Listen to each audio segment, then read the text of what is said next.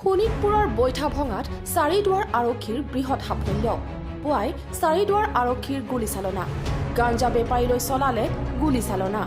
AS01BJ 0061 নম্বৰৰ এখন Maruti I-20 বাহনেৰে গাঞ্জা নি থকাৰ খবৰ পাই বাহনখন ৰখাবলৈ চেষ্টা কৰে যদিও চাৰিদুৱাৰ আৰক্ষীয়ে খেদি খেদি বাহনখনলৈ দুই যায় গুলী চলাই ৰখাই যদিও বাহনখনত থকা এজন পলাই যাবলৈ সক্ষম হয় বাহনখনৰ পৰা 42 বেগ গাঞ্জা জব্দ কৰিবলৈ সক্ষম হয় গাঞ্জাখিনিৰ মূল্য প্ৰায় 1,50,000 টকা হ'ব বুলি আৰক্ষীয়ে প্ৰকাশ কৰে মানে আমাৰ লগত গাঞ্জাৰ এটা স্পেচিফিক ইনপুট আছিলে আজি কেইদিনমানৰ পৰা আমি সেই ইনপুটটোৰ সাৰ্চ কৰি আছিলোঁ তো আজি ৰাতিপুৱা আমাৰ যিটো খানামুখত এটা সাৰপ্ৰাইজ নাকা চেকিং লগোৱা হয় নাকা চেকিং লগোৱাৰ সময়তে আমি আমাৰ বালিপাৰা ফালৰ পৰা চতিয়া ফাললৈ এখন বগা ৰঙৰ গাড়ী আমি প্ৰত্যক্ষ কৰা হয় কিন্তু সেই গাড়ীখনে নাকা চেকিংটো প্ৰায় ক্লোজত অহাৰ আগতেই তেওঁলোকে প্ৰায় 100 মিটাৰ দূৰৰ পৰা গাড়ীখন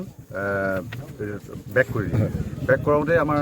পাৰ্টিৰ সাসপেক্ট হয় সাসপেক্ট হোৱাৰ পিছত সেই গাড়ীখন ফ'ল' কৰা হয় তেতিয়া সেই গাড়ীখন ফ'ল' কৰা হয় মেইন ৰোডৰ পৰা ভিলেজ ৰোডেদি সোমোৱাই গাড়ীখনে খুব তীব্ৰ বেগে মানে আগবাঢ়ে বহু দূৰ চিজ কৰাৰ পিছত যেতিয়া গাড়ীখন নৰয় তেতিয়া দুৰ্ঘটনা হোৱাৰ সম্ভাৱনা থাকে গতিকে আমাৰ তেতিয়া সেই গাড়ীখনলৈ লক্ষ্য কৰি পেলাই 2 ৰাউণ্ড ফায়াৰ কৰা হয়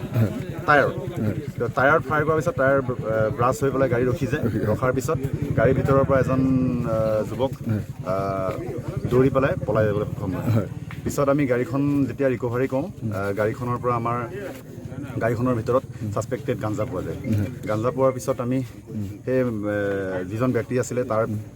বিৰুদ্ধে অভিযান চলাই আছোঁ বৰ্তমানলৈকে মানুহজনক আমি পোৱা নাই বাকী আমি যিখিনি গাঞ্জা পাইছোঁ সেইখিনি একৰ্ডিংলি আমি এজ পাৰ NDPS চিজ কৰিছোঁ কিমান পাইছে যে গাঞ্জা প্ৰায় 200 কেজি গাঞ্জা পোৱা গৈছে আৰু